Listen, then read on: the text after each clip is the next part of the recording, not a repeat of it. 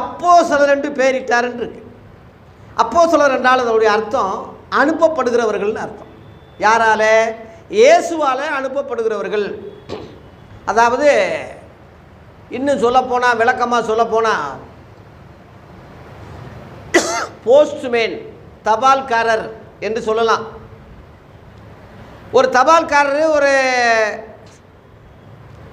எஜமான் ஒரு காரியம் கொடுத்து விட்டா அவன் பிரித்து பார்க்கக்கூடாது, திருத்தல் பண்ணக்கூடாது. அதை அப்படியே கொண்டு போய் உரியவர்கிட்ட சேர்ப்பது தான் தபால்காரருடைய வேலை. அஞ்சல் பழைய ஏற்பாட்டில் அஞ்சல்காரர் ஆள்னு போட்டிருக்கு.